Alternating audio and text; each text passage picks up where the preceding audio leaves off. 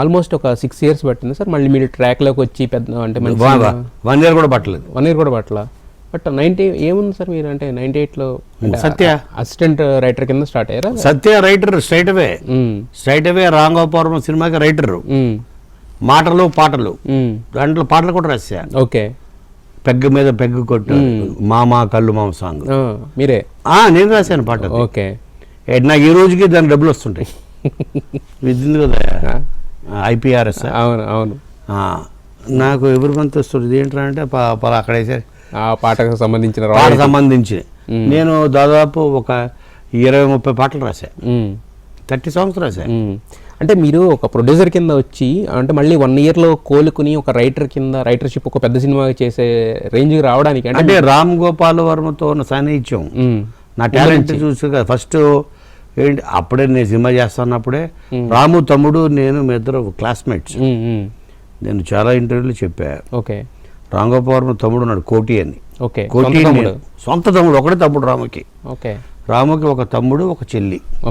Okay. Okay. రాము తమ్ముడు నేను same college. So తను అలా నా పరిచయం. నేను రెగ్యులర్ ఇంటికి వెళ్తూ అప్పుడే రాము శివ అయిపోయింది. ఓకే. శివ అయిపోయింది అనగనగా ఒకరోజు షూటింగ్ చివరిలో ఉంది.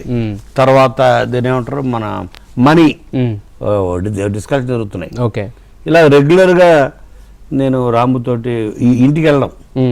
ఏంటి సినిమానా నీకేమైనా పిచ్చి కింద అక్కర్లేదు, సినిమా తీయడం ఏంటే నువ్వు వెంకట్ అది అని. అవునవును ఇదేంటి నేను ఆల్రెడీ చెప్పేశాను, నరేష్ హీరో, వీళ్ళు అందరికి చెప్పారు, భరణ్ గారు, వీళ్ళు ధర్మ సుబ్రహ్మణ్యం, మొత్తం సినిమా ఇండస్ట్రీలో కమెడియన్స్ అందరూ ఉంటారు అందులో. అవును. నేను ఎక్కువ రాము దగ్గరికి వస్తే నాపేసేలా ఉన్నాడని రావడం మానేశాను, తను ఫోన్ తీయడం మానేశాను. నువ్వు చేయద్దు అంటాడు. మనం ఇచ్చేసాం అందరికి ఆల్రెడీ అడ్వాన్స్ కదా మాట చేసా. ముందే అంటే మీకు ముందే అర్థమైంది ఇది ఏదో లేదు సినిమా ప్రాసెస్లో బాగానే అనిపించింది అంతే కదా.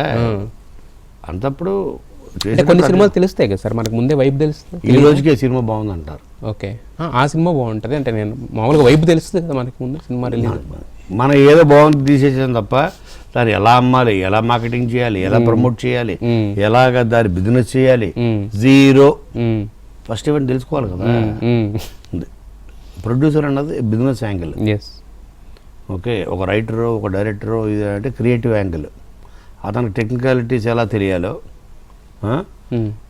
అంటే ఎడిటింగ్ అంటే ఏంటి, కెమెరా ఏంటి, లెన్స్ ఏంటి, ఇది 24 crafts మీద పట్టుండాలి కదా ఉండాలి. అలాగే ప్రొడ్యూసర్ కూడా అతని బిజినెస్ ఏంటి, మార్కెట్ ఏంటి, ఎప్పుడు రిలీజ్ చేస్తే ఏంటి, ఫెస్టివల్స్కి వస్తే అడ్వాంటేజ్ ఏంటి, సో మన ముందు ఏ సినిమా వస్తున్నాయి, మన తర్వాత ఏ సినిమా వస్తున్నాయి, ఎంత planning is very important for producer.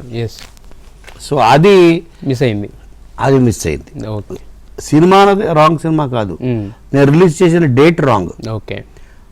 తర్వాత ఆ డేట్ ఒక రాంగ్ డేట్లో బికాజ్ ల్యాక్ ఆఫ్ గైడెన్స్ వల్ల, అంతే తప్ప cinema is not a bad film. ఈ రోజుకి నాకు ఆ సినిమా గురించి చెప్తుంటారు, అవునా మేము పడి నవ్వుకున్నాం అమెరికాకి వెళ్తే, ఓ రియల్లీ అనుకున్నాం.